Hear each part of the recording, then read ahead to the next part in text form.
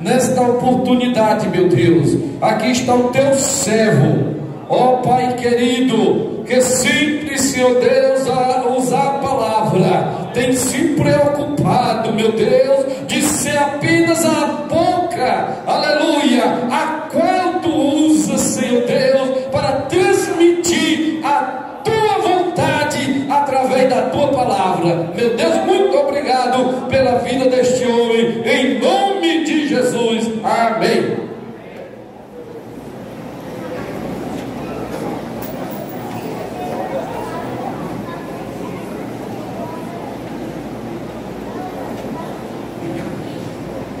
Queridos, com muita alegria, quero saudar a todos presentes com a paz do Senhor.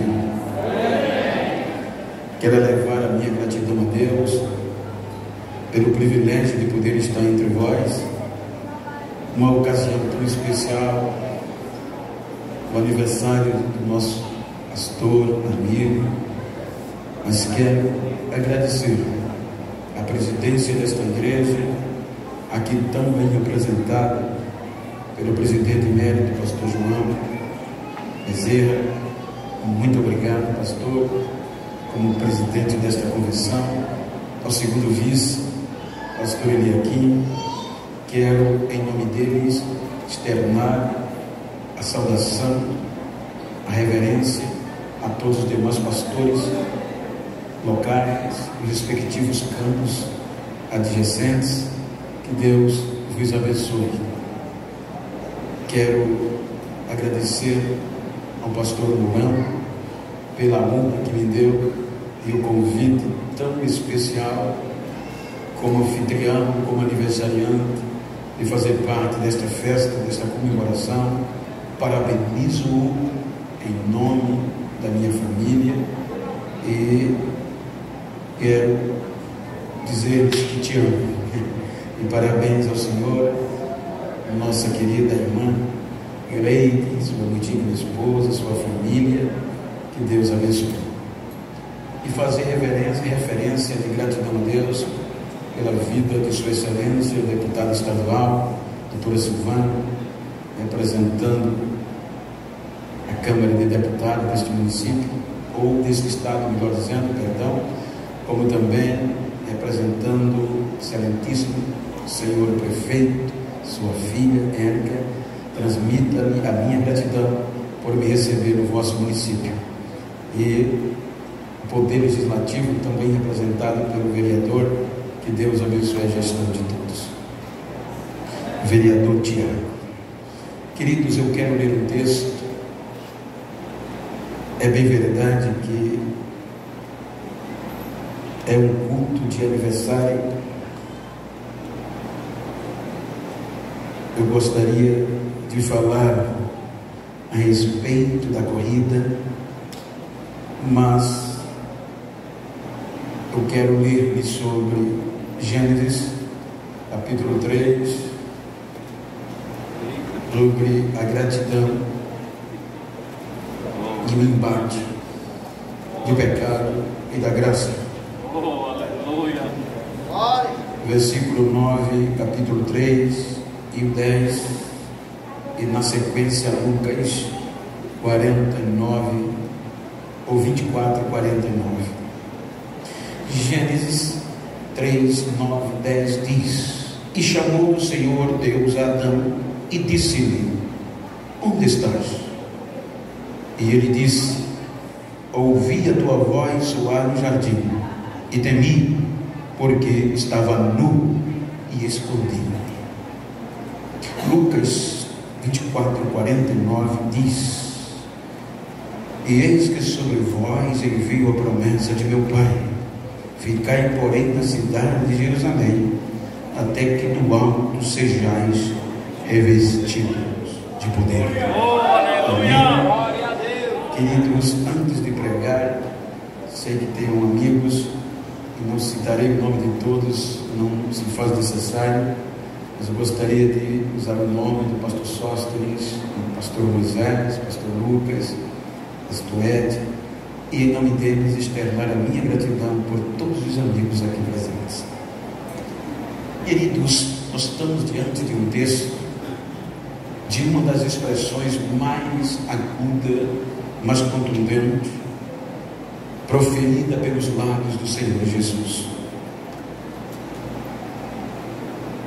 É a expressão que deu embasamento à sua igreja, que deu força, pois quando nós olhamos a frase revestidos, os irmãos hão de convir que ela tem um prefixo, e o prefixo rir, na gramática normal, tradicional, é repetição, ou vai acontecer de novo.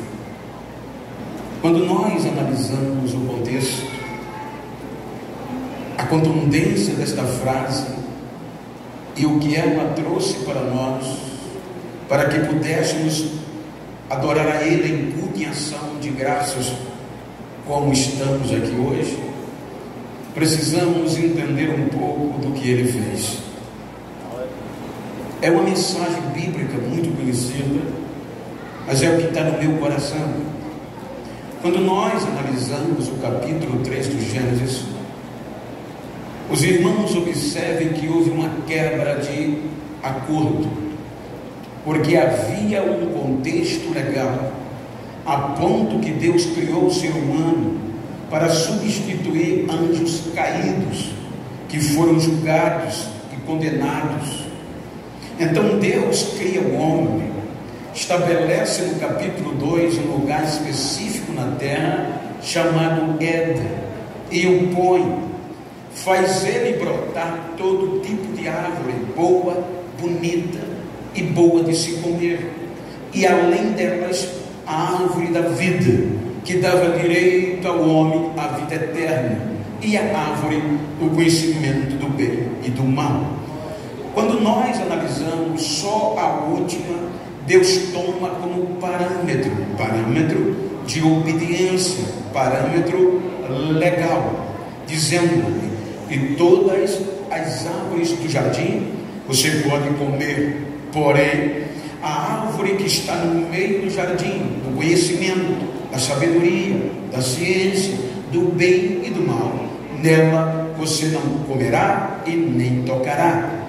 Então isso se torna um parâmetro, se torna uma lei, tendo em vista que quando o apóstolo Paulo, ou quando nós analisamos todo o contexto bíblico relacionado à salvação, geralmente vem com um contexto jurídico e econômico.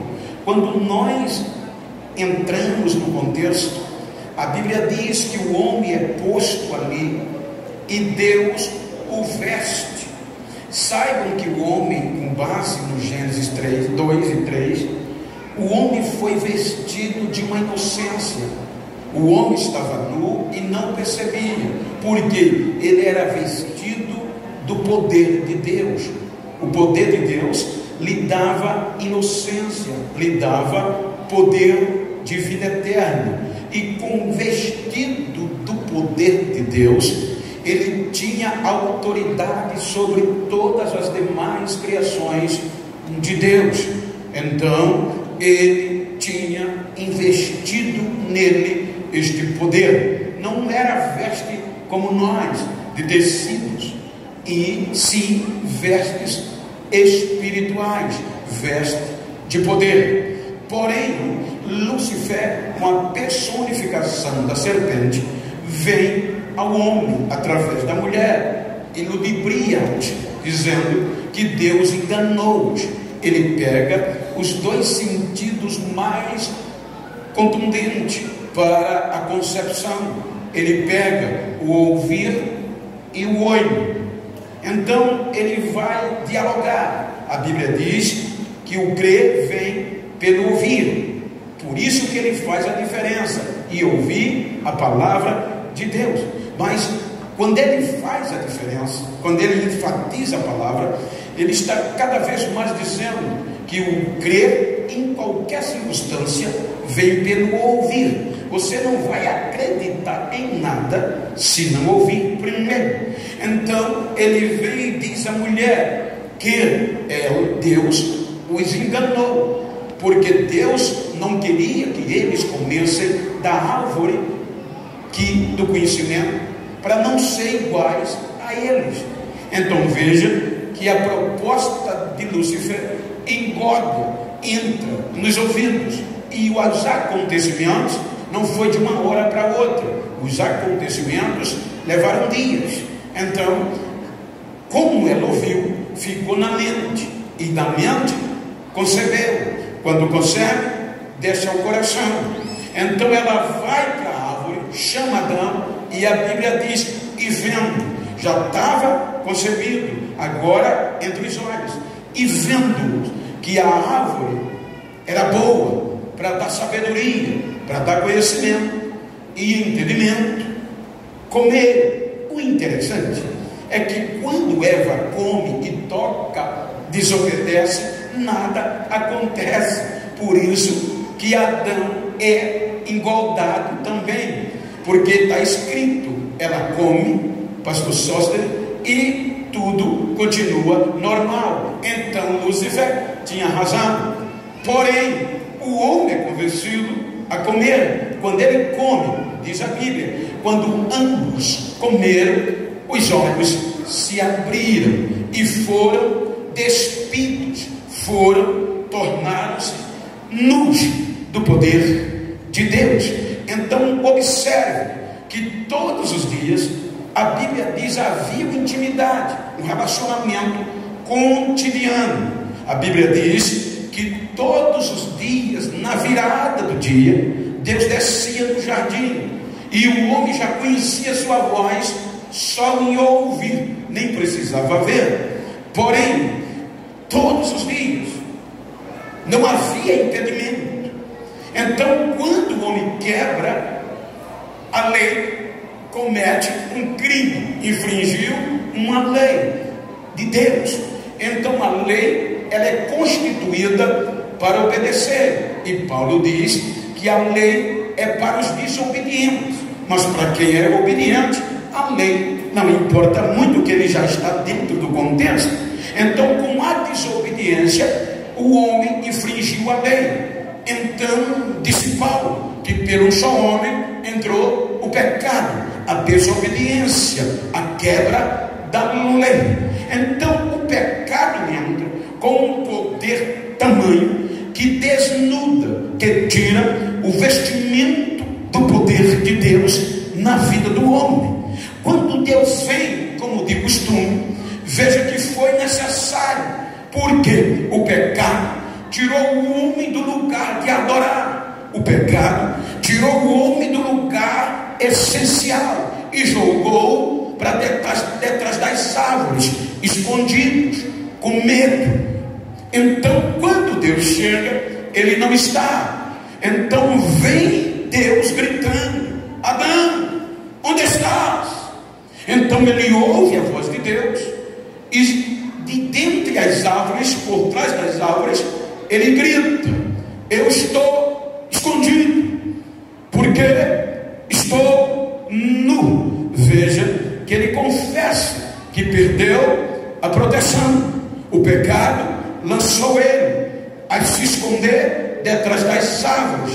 Então Deus vem perguntando: quem te mostrou que estavas nu? Então ele diz: a mulher, a transferência que me deste me enganou. A mulher diz: a serpente me enganou. É aqui que vem a denúncia.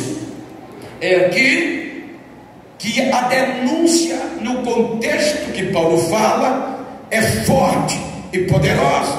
Porque o pecado vem e denuncia o ser humano. E Paulo diz que pelo só homem entrou o pecado. 5:12 aos Romanos. E pelo pecado veio a morte. E a morte passou a todos os homens, porque todos pecaram. Então veja o poder da denúncia. A denúncia agora vem com o pecado e com a morte.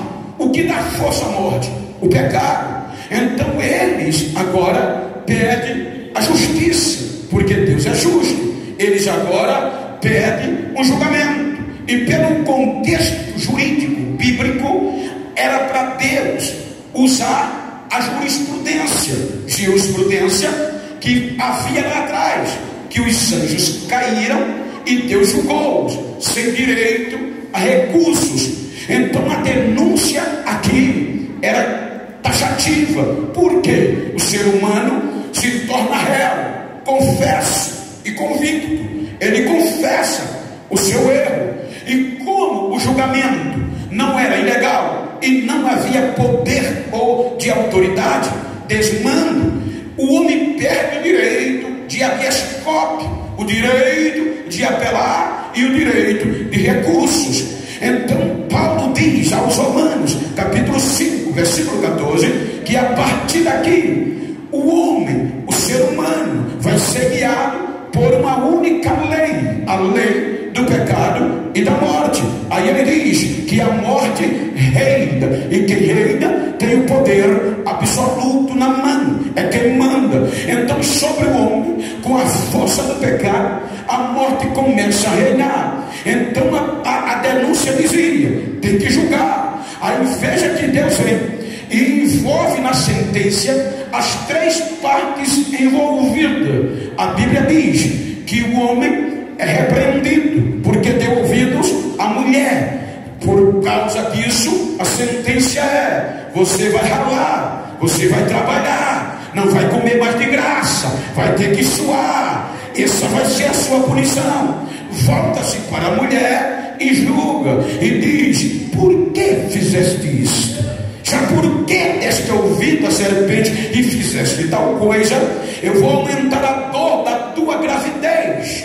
Você vai ter parto com dor e vai perder o direito de liberdade. Você agora vai ser submissa ao homem, ao seu marido, e o direito de desejo tirarei de você e darei ao seu marido, e o teu desejo vai ser para ele. Volta para a serpente e diz: por que fizeste isto? Tu vais se arrastar todos os dias da tua vida sobre o teu ventre, e pó comerás. Então veja que Deus puniu todas as partes que se envolveram no delito, que se tornaram réus. Porém, a denúncia queria mais. Ora, o homem tem que ser condenado, o homem transgrediu a lei, e o Senhor tem que usar a jurisprudência. Pela ótica, tinha razão, já tinha visto o julgamento havido. Então, o mesmo crime, então tinha que ser julgado como foi o primeiro. Aí o pecado e a morte pegam força, aí vem a graça. A Bíblia diz que em vez de condenar, aí Deus adia e protela o julgamento. Para quê? Ele posterga o julgamento para posterior. Ele mata o animal, veste o homem. Agora o homem e a mulher estão vestidos de vestes carnais, de peles de animais, espiritualmente nus. Então, primeiro, vou usar a graça e vou expulsar vocês da minha presença. Aí a Bíblia diz que o ser humano é destituído da glória de Deus e expulso da sua presença. O jardim é fechado para que ele não venha se alimentar da árvore da vida. Então ele agora vai viver longe de Deus, da presença de Deus, sem as vestes espirituais, e isto dava força ao pecado e à morte. Capítulo 6 do Gênesis, veja que vem uma nova petição, porque aqui é o que Paulo diz aos Romanos, capítulo 5, versículo 20. Ele diz que o pecado abundou. Isso quer dizer, o pecado aumentou, e o pecado passou a todos, por isso que aumentou, que abundou. Então vem a denúncia agora com três viés: pecado, Moisés, morte e inferno, e pede a Deus um novo julgamento, uma petição que exigia: nós reinamos, abundamos, então queremos que o Senhor julgue, e o julgues de forma definitiva. Pegam todas as provas do capítulo 3 ao capítulo 6 e levam a Deus. Para aqui as provas são contundentes. provas são robustas, as provas estão aqui. Aí veja que Deus desce do céu. Gênesis 3, ele desceu. Gênesis 6, a petição exige o julgamento. Aí Deus desce, olha as provas e vê que são contundentes, comprobatórias. Então Deus resolve dizer: vou julgar. Aí diz Deus: é verdade, a degradação é geral, então eu vou desistir, eu vou condená-los, eu vou dar fim, eu vou acabar, não só com o homem, mas com tudo que eu criei. Me arrependi de tê-los feito. Por causa do homem, Deus se arrependeu de ter criado tudo. Ele se tornou carnal. Tirarei dele meu espírito, e meu espírito não contenderá, não insistirá com ele. Aí a petição diz: agora acabou. A petição pela condenação dizia: acabou. Aí Deus sanciona. Deus vai sancionar e deliberar a destruição cabal. Quando ele vai assinar, ele mesmo, como juiz supremo, ele usa o recurso. Veja que há um embate da denúncia e da graça. Veja que no capítulo 6 está em negrito, destaque: degradação geral do gênero humano. Se é geral, ninguém merecia ser absolvido. Então Deus olha e diz: ele é mau. Porém, quando ele sanciona, coloca uma ressalva. Qual? A graça.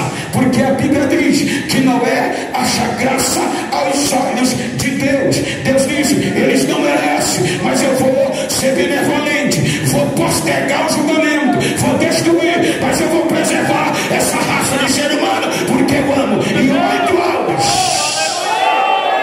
por vergonha da denúncia, é preservada. A justiça vem no dilúvio e arrebenta com tudo. Mas 8 almas no contexto humano estava preservada. Capítulo 8, para surpresa da denúncia, Deus tira Noé e a família da arca e faz uma nova aliança de compromisso do governo humano, dando direito ao homem a tudo de novo. O que Adão perdeu, Deus devolve a Noé, e com uma ressalva favorável, dizendo: nunca mais eu vou fazer o que eu fiz, nunca mais eu vou destruir vocês como eu fiz, nunca mais. Capítulo 11 do Gênesis. A geração de Noé, em vez de recomeçar a adorar a Deus, desobedece a Deus. Aí pela terceira vez a denúncia vem e diz: está vendo que não tem jeito? Veja que Deus desce do céu de novo no capítulo 11. E ele diz: a intenção do coração deles é ruim e amar. Mas como havia uma ressalva que não mais ia destruí-los, aí ele confunde o ser humano, os dialetos, os idiomas, a confusão das línguas vem, e há toda a geração baseada em Sem, Cã e Jafé são espalhados. Os camitas, semitas, jafitas são espalhados, cada um para um continente, longe de Deus, o pecado reinando e a morte.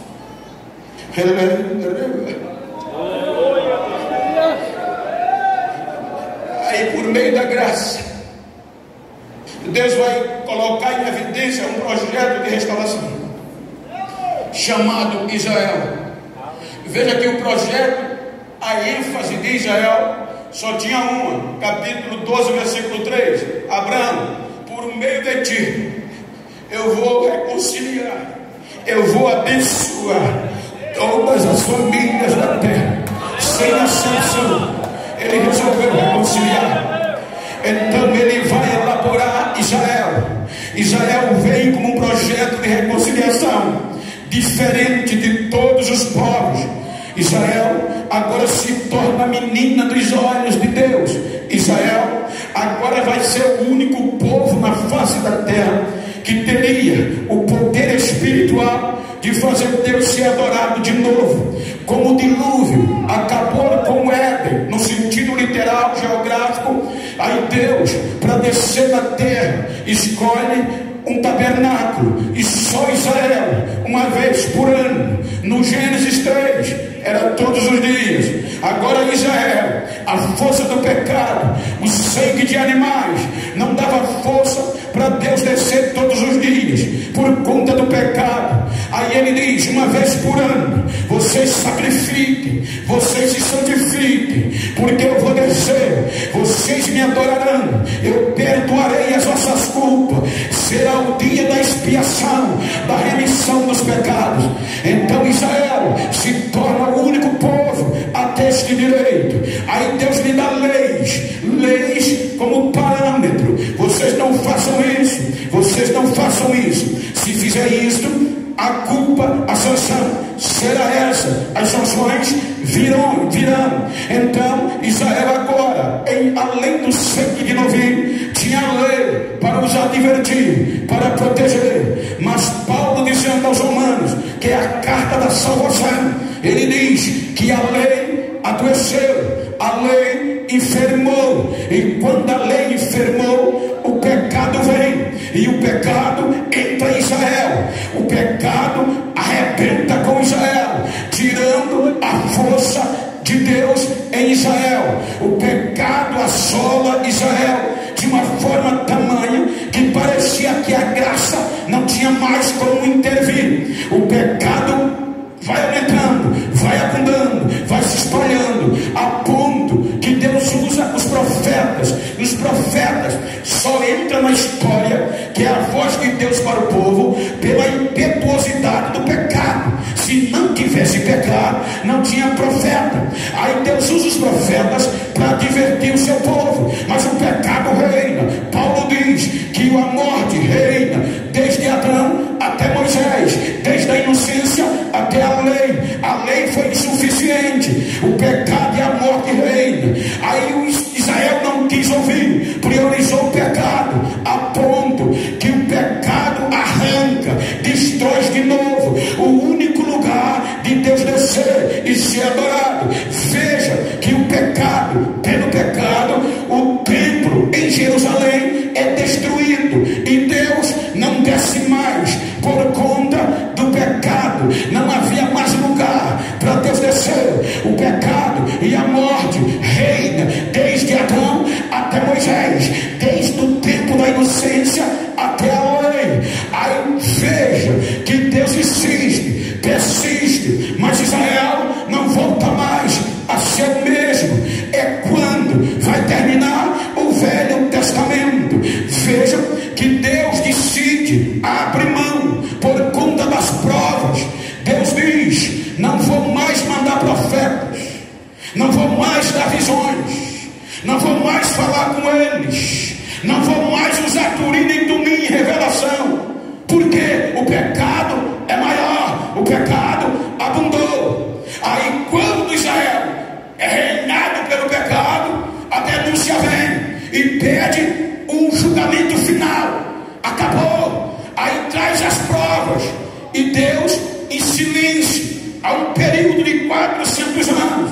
Aí as provas vão vindo, e alguém vai notando, desde Adão até Israel, o pecado reina, a morte reina, o ser humano é carnal, está nu, não tem como ser revestido, não tem ação, não tem comportamento. E aqui está a condenação, a punição.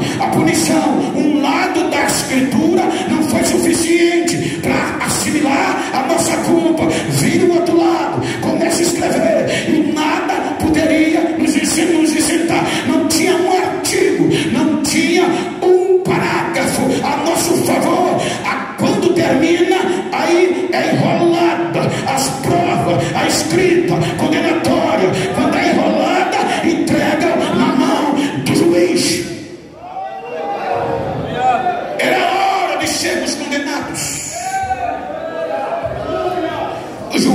pega a escritura, sela com 7 selos e diz: vamos julgar. Vamos fazer o julgamento. Capítulo 4 do Apocalipse. João diz que vê um trono armado e quer acreditar que foi esse período. E o trono, ele vê uma glória indizível, indescritível, mas não chama tanta atenção. O que chama a atenção de João é o capítulo 5. Ele diz que naquele arrebatamento espiritual, ele vê um juiz sentado num trono.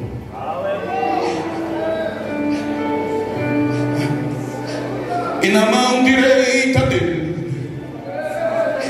tinha uma escritura condenatória, escrita por dentro e por fora, e selada com 7 selos. De um lado, a acusação: pecado, morte e inferno. Enfrenta o juiz toda a raça humana como ré, confessa e convicta. A condenação tinha 99,9%. Já tinha talvez preparado a comemoração. Agora não tem mais jeito, tá cá. Mas o princípio divino diz que ninguém deve ser julgado sem ser ouvido e sem ter direito à defesa. Ser ouvido não tinha como, porque as provas eram contundentes. O juiz e o julgamento era justo. Então nem habeas corpus tinham direito. Aí o juiz dá uma ordem: procure um advogado que seja bom para defendê-los e aceitar a causa deles.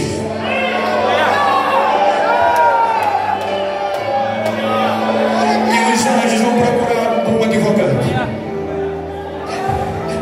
que ficasse entre o juiz, a acusação e nós. Aí os anjos correm e volta dizendo: Senhor, meritíssimo, nem nos céus, nem na terra, nem debaixo da terra, não encontramos ninguém, Senhor. Nenhum advogado quis aceitar a causa, porque não tem como reverter. A lei não dá brecha, a lei é direta. Aí João diz que o anjo vem de João: ninguém, João, foi achado digno. Ninguém quis aceitar a causa de vocês. Aí João chora, porque ninguém quis aceitar a nossa causa. Nenhum advogado. Então só restava uma coisa: o meretríssimo sancionar da sentença. E a sentença era condenatória. Estávamos nus.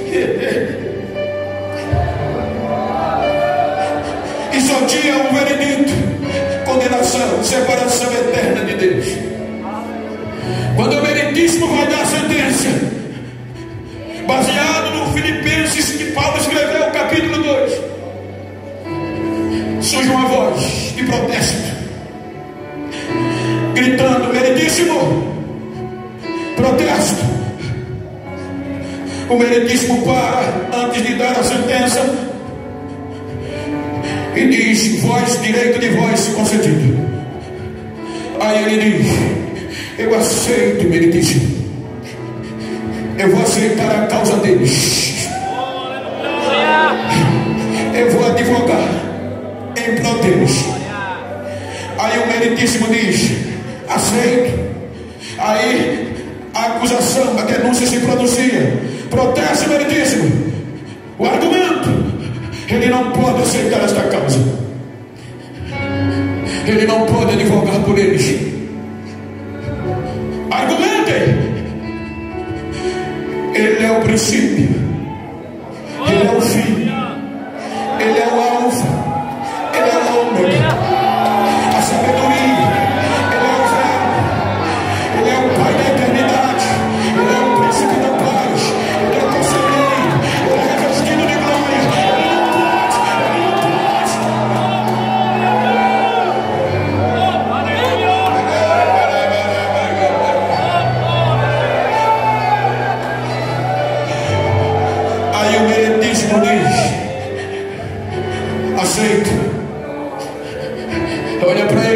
não pode descer.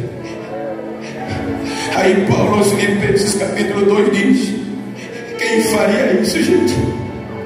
Ele diz: meritíssimo, eu estou disposto a me despir da minha glória. Eu vou abrir mão de todos esses títulos que eu tenho, meritíssimo.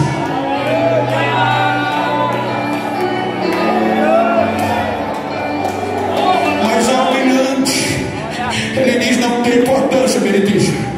Eu vou descer, eu vou me humilhar, eu vou me despir de toda a glória que eu tenho. Não vou usurpar o direito de ser Deus, mas eu vou descer. Eu proponho que vou aceitar o processo deles. Eu vou aceitar. Aí o meritíssimo diz: aceita. Aceita. Julgamento suspenso.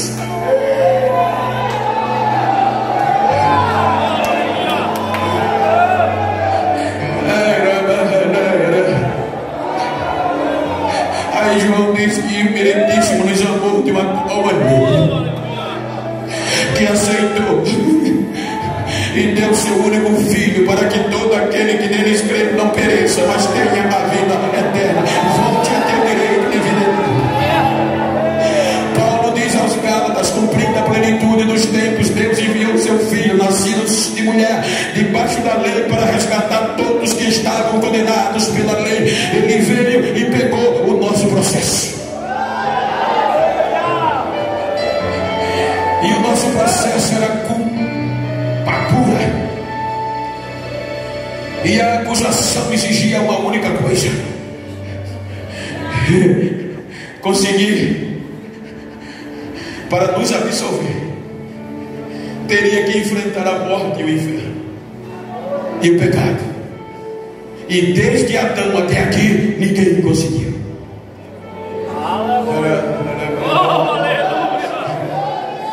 Porque Paulo diz que todos pecaram, porque o pecado abundou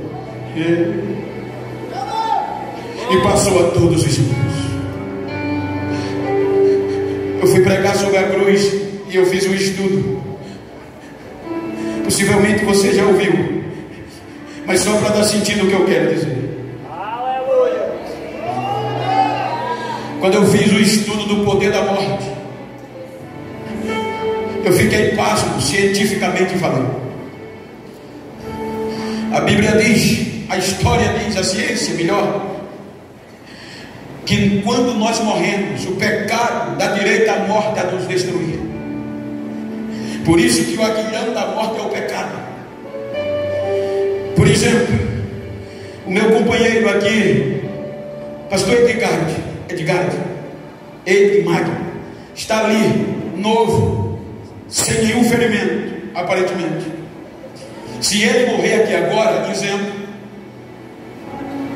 o pecado dá o poder à morte de detoná-lo. Então diz a ciência que depois de uma hora que ele expira, vem a primeira fase da morte, chamada decomposição. E ela vem em 3 etapas. Com 1 hora, parou de respirar, ela vem para a corrente sanguínea. De 0 a 1 hora, a corrente sanguínea para. Quando a corrente sanguínea para, ela vem com a segunda fase. Coagulou o sangue, o corpo vai esfriar. O corpo frio, vem a terceira fase da decomposição, palidez. Agora o corpo está frio, pálido, sem vida.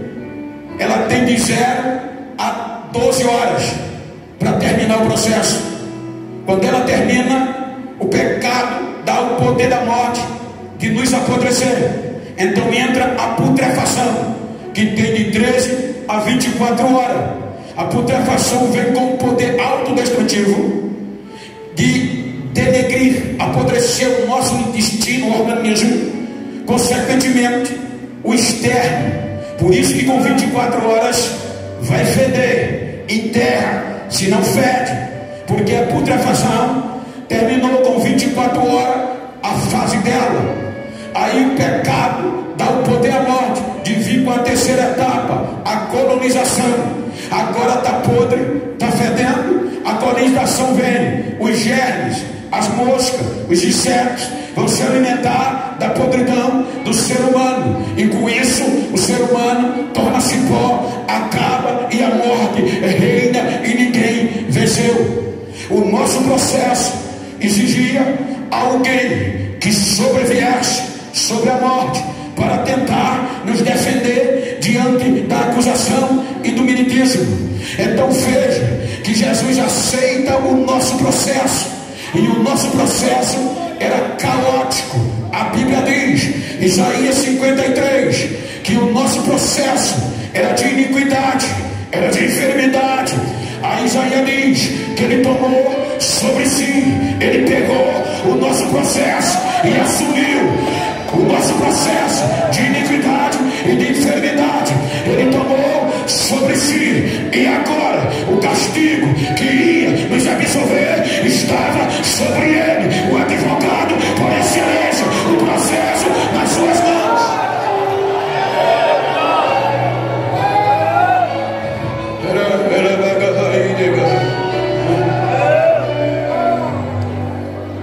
Como homem veio, companheiros,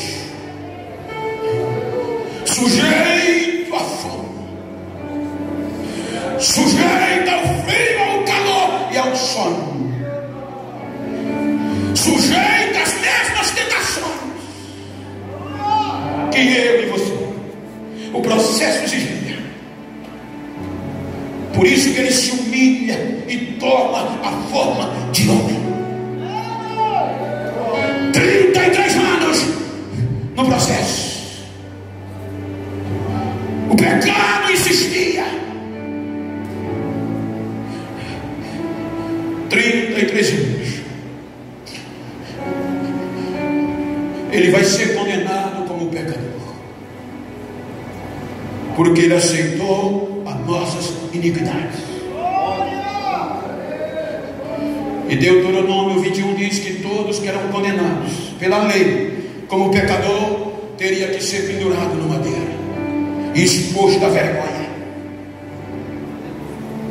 O processo está chegando ao fim, e o final do processo é dolorido.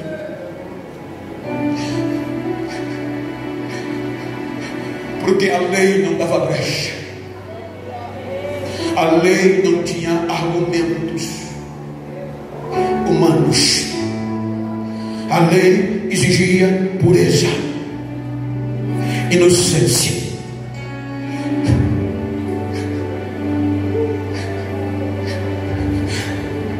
Mas a nossa culpa era patente. Como pecador, o final do processo ele vai ser julgado e condenado, e o pior, a morte de cruz como pecador. E como pecador vai ser exposto à vergonha.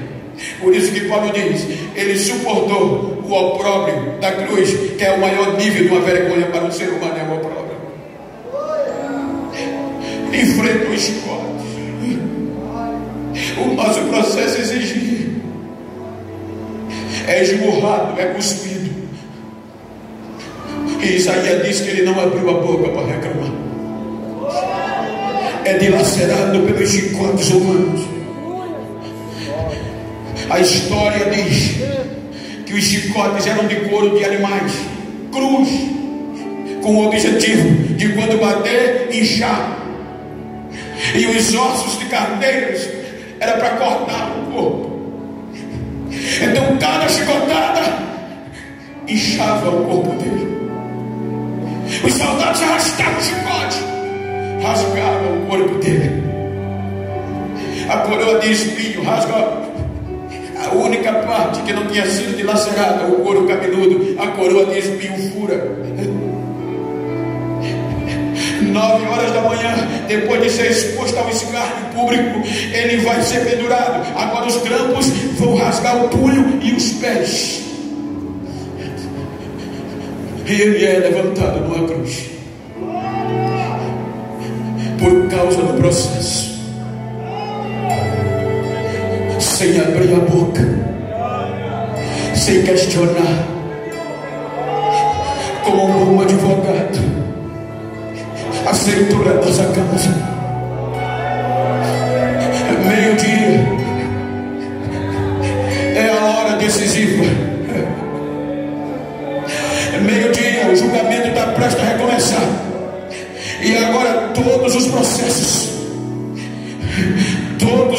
nossos pecados, por mais absurdo que você ache, a acusação exige que tem que ser lançado para Ele. E a Bíblia diz que toda a nossa culpa foi jogada para Ele. Quando toda a nossa culpa foi jogada na cruz sobre Ele,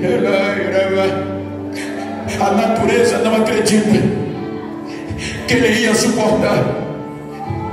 Por isso que Mateus diz que o sol parou de brilhar, mudou o curso normal da natureza, porque na minha visão a natureza olhava e não entendia. Que amor é esse? Porque amar quem faz o bem é normal, é comum, mas a Bíblia diz, pastor, que Ele nos amou quando nós ainda éramos pecadores. Ele nos amava quando nós não merecíamos. Olha como nós somos importantes. A ciência diz que ao meio-dia o sol atinge na coroa 2 milhões de graus Celsius.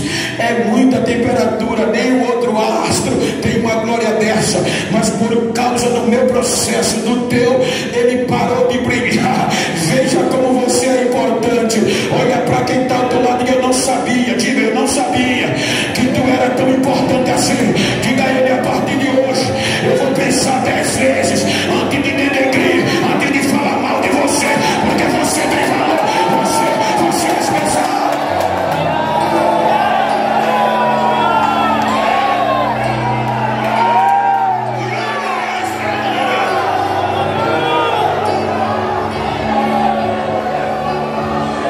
De meio-dia às 3 horas da tarde houve escuridão. Toda a nossa culpa sobre Ele. Pela primeira vez em 33 anos, Ele faz um questionamento a Deus. Porque como todo o nosso processo estava sobre Ele, todo o nosso pecado na cruz, aí papai se retira. O Espírito Santo se retira. A Ele não suporta. Ele diz, Deus meu, por que me deixasse só?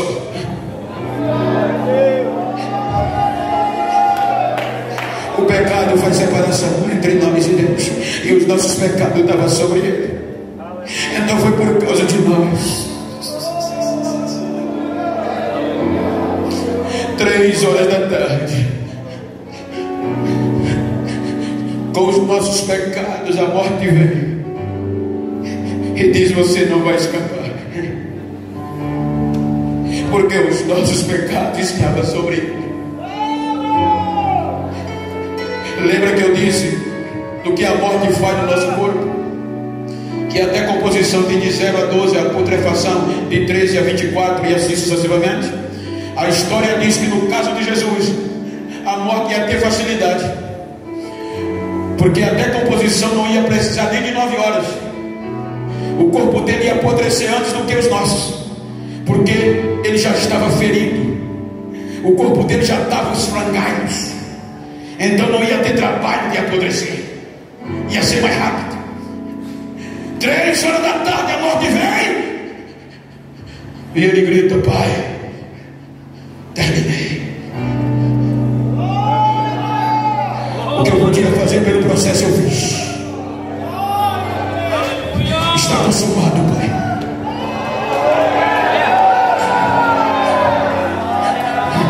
Agora é com o Senhor, Pai. Em tuas mãos eu entrego meu espírito. Rastreia.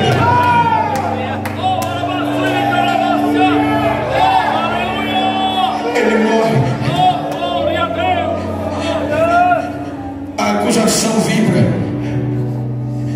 Durante 3 a 5 horas, 2 horas, ele está pendurado na cruz com 3 horas de morto. Ele é sepultado. Quando ele é sepultado, 3 horas depois, a morte vem e vai tirar onda. A morte entra no sepulcro. Por isso que a Bíblia diz que Deus quebrou, cortou a corda da morte, porque até aqui a morte fazia com todos. Quando a morte entra 3 horas depois, é surpreendida, porque já passaram-se 3 horas. E na lógica era para o corpo estar frio, mas ele estava aquecido. O corpo dele estava quentinho, o sangue não parou, as feridas não estavam inflamando. Aí a morte olha e diz: tem algo errado, mas eu vou dar. Ela tem 12 horas, a decomposição vou esperar.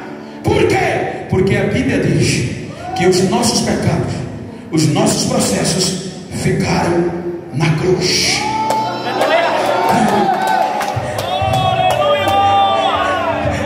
Todo o processo nosso ficou na cruz. Então ele já entra no sepulcro, o Jesus puro e limpo. Dá 12 horas, 3 horas da tarde da manhã do dia seguinte, aí a morte volta e o corpo estava quente. Você lembra que quando ele ressuscitou, as feridas estavam do mesmo jeito? As feridas não inflamaram, o corpo não estava pálido. Aí ela não suporta, terminou a fase e a decomposição. Decomposição, explica isso aqui, vem cá. A decomposição diz: aí eu não posso.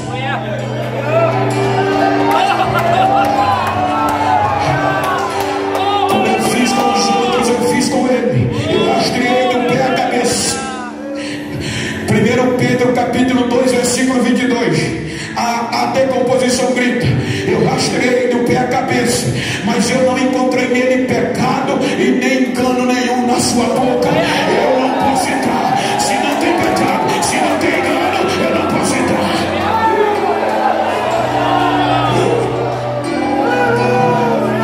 E sem a decomposição, a putrefação não entra. Aí passa mais 12 horas, completa 24 horas no segundo dia. 24 horas ela entra, está do mesmo jeito, limpo, aquecido, sem inflamação, sem estar pálido. Ela grita: decomposição. A putrefação diz, ela grita: aqui não tem mosca, o corpo dele já não tem germe, já vão para 24 horas, já passaram, porque você não fez. A putrefação diz: sem pecado eu não entro, sem pecado eu não entro. Chama o pecado, chama o pecado, chama o pecado.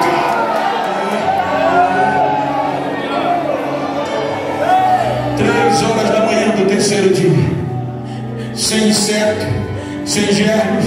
Aí a morte entra, se desespera e grita: pecado, socorre-me, tu és o meu aguilhão, tu és a minha força, vem cá, porque não estou conseguindo. Eu consegui até aqui. O pecado diz: eu não posso entrar aí. Mas o que é que houve?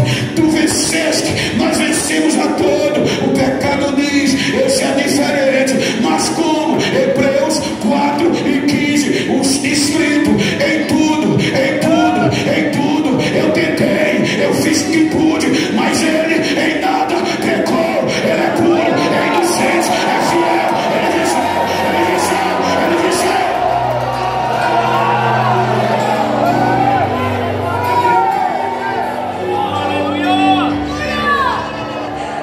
Só tem um meio: levantar a bandeira branca.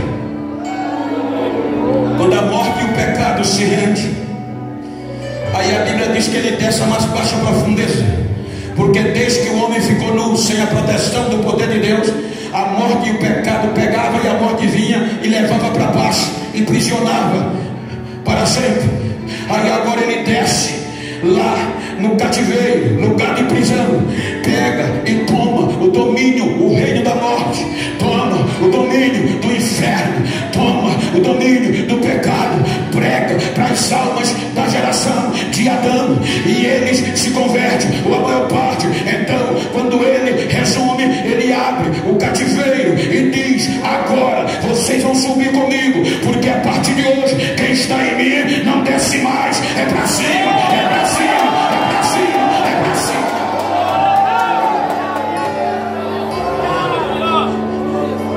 O julgamento está prestes a recomeçar. Aí papai olha e diz: o Meritíssimo olha e diz: anjos, desçam lá no sepulcro, tire a tampa, tire a pedra. E ele sai de dentro.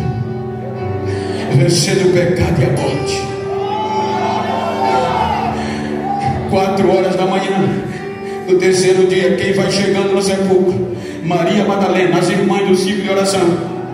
Mas elas vão com a visão carnal, elas vão levando um vaso de bálsamo para colocar em cima das feridas, para em cima do corpo, para poder demorar mais a apodrecer, não sabendo que ele já venceu a putrefação. Quando chegaram, o corpo não estava mais, só os lençóis. O desespero bate, roubaram. Aí os anjos vêm: mulheres, por que vocês estão chorando? Porque roubaram o corpo do nosso mestre. Não sabemos onde levaram, nem quem levou. Os anjos dizem: não roubaram coisa nenhuma. Lembra que era necessário, que ele pregou, que era preciso padecer, morrer, mas no terceiro dia ia voltar. Sim, pois é, ele não está mais aqui, ele já está vivo, ele já ressuscitou. Para de chorar, ele já ressuscitou, ele está vivo.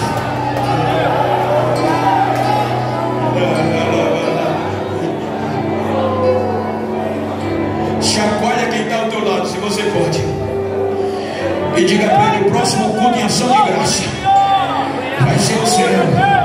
Levante a cabeça, ele já venceu. Diga para ele: ele está vivo. E se ele está vivo, você tem direito de dar culto em ação de graça.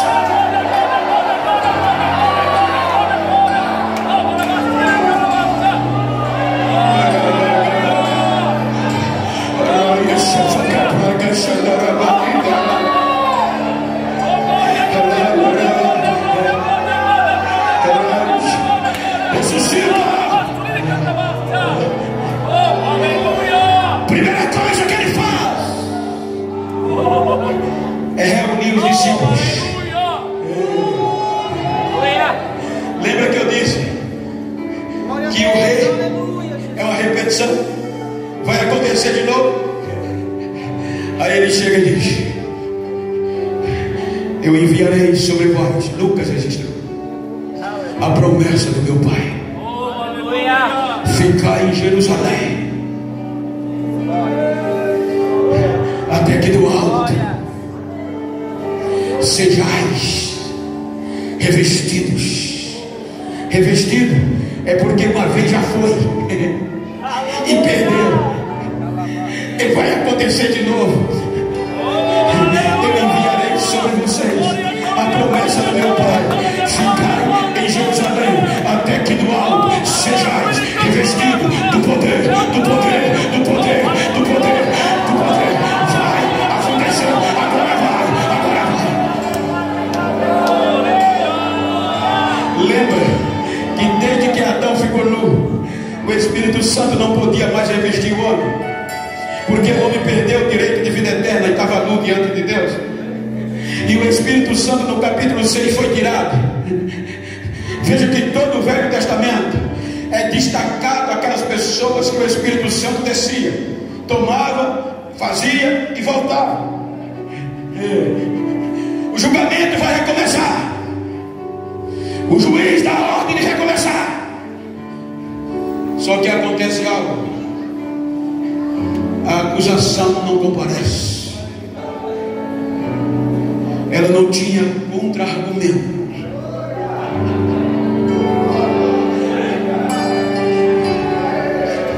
O heretismo está com todas as provas condenatórias na mão, sentado, e João chorando. É hora de recomeçar. A acusação não comparece.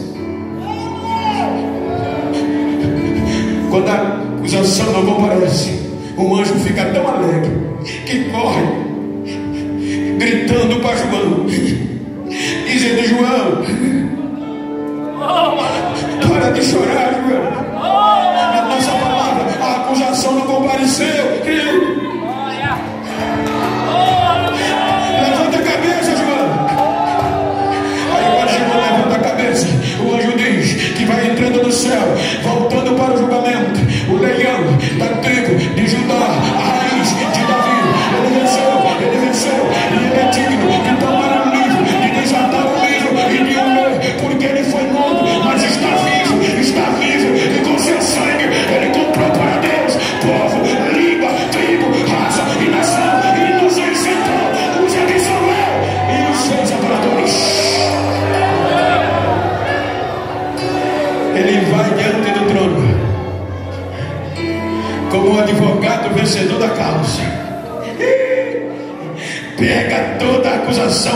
supremo. Aí um dos 4 seres viventes, os 24 anciões que até aqui só adoravam o Pai, não resiste, coloca o joelho nos pés dele e começa a adorá-lo e dizer: digno tu és de tomar o livro, de desatar e de ler, porque tu foste morto, mas resististe e trouxeste para Deus. Vai ter adoração de novo. Agora Deus vai poder descer na terra de novo, porque não tem mais condenação para quem está em Cristo Jesus. Agora Ele vai poder descer. É condecorado. Olha que coisa linda, gente. Depois da condecorada, o meritíssimo protela o julgamento. Por isso que Apocalipse tem um juízo final. Foi protelado para cumprir a jurisprudência. Aí ele senta à direita do Pai. Aí Paulo, para concluir, diz aos Filipenses: por isso Deus lhe deu um nome que é sobre todos os nomes, e ao seu nome todos os joelhos se dobrarão e todas as línguas confessarão que Ele é o Senhor, que Ele é o Senhor. Agora sentado à direita do Pai, Ele diz: Pai, eu prometi à minha igreja que ia te pedir algo. Na nossa linguagem, eu sei que não era fácil, mas agora é. Por não, derrama o teu espírito para eles. E Pai, com uma ressalva, agora é para ficar para sempre com eles, todos os dias, Pai. Papai diz: isso não é problema, meu filho. O que é que estava acontecendo em Jerusalém? Atos, o Pentecoste vai lembrar alguma coisa. Aí papai diz: Espírito Santo, desce e fica lembrando a eles o que Jesus, meu filho, os ensinou, até eu dar a ordem deles vir. Está comigo, fica lá, fortalecendo, lembrando, protegendo, vestindo a eles. Aí a Bíblia diz que estavam cerca de 120 crentes trancados em um cenáculo, quando de repente desceu do céu um barulho de um vento impetuoso e veemente e encheu toda a casa, e todos foram revestidos, foram cheios do Espírito Santo de Deus e falaram novas línguas. Aí Paulo diz aos Romanos, capítulo 8: portanto, agora nenhuma condenação há mais para quem está em Cristo Jesus, que não anda segundo a carne, mas segundo o Espírito Santo de Deus. Por que, Paulo? Porque a lei de vida no Espírito de Cristo me livrou, me absolveu da lei do pecado e da morte. Eu estou livre.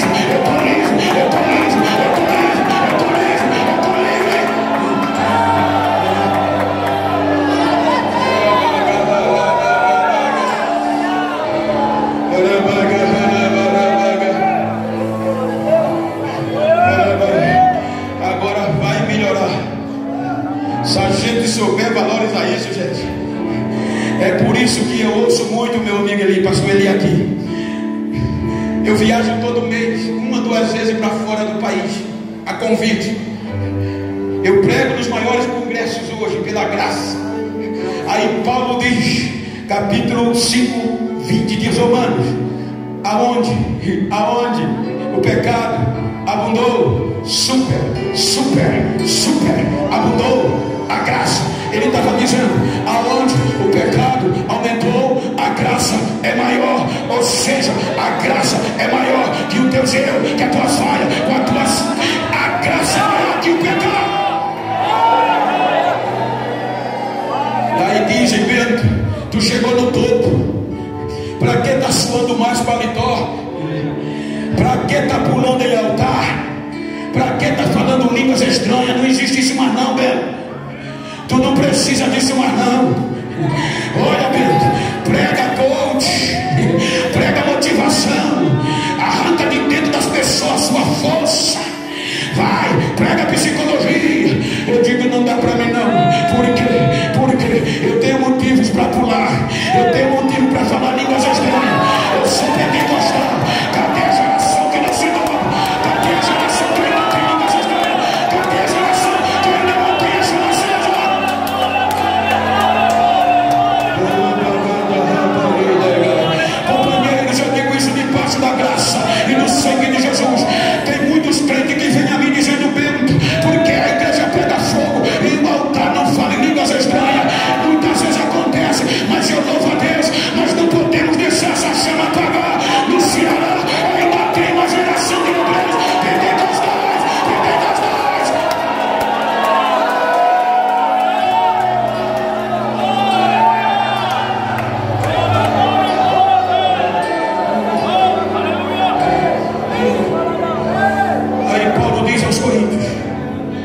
coisa linda.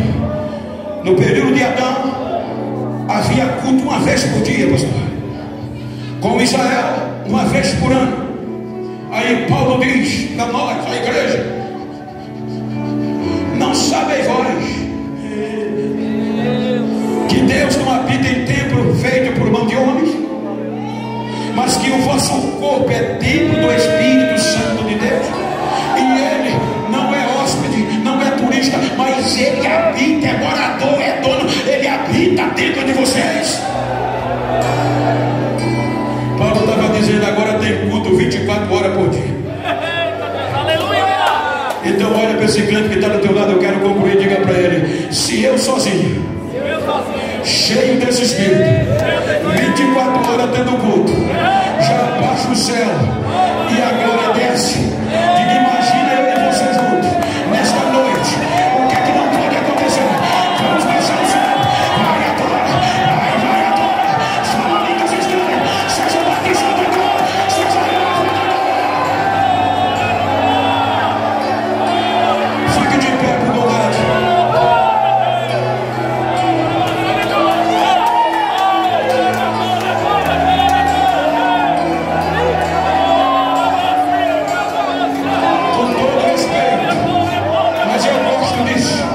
Eu sou conservador, sou discípulo do pastor Zeneca, não preciso dizer mais nada. Mas como bom pentecostal e assembleano, se você está perto de uma pessoa do mesmo sexo, ou que seja íntimo, vira para ele aí, como eu estou com meu amigo aqui, vira para ele assim, ó. Olha para mim não, se você pode, vem mais, olha nos olhos dele assim como eu estou, e diga para ele: ô absolvido, não quero nem saber como você chegou no culto em ação de graça, quero saber como você vai sair. Diga: vou sair pegando fogo. Diga: me faz um favor, se tu encontrar um besta por aí que pensou que eu estava frio, que eu estava batido, que eu ia desistir, acaba ele, eu fui absolvido e ele vai ter que me engolir, abraça ele, abraça ele.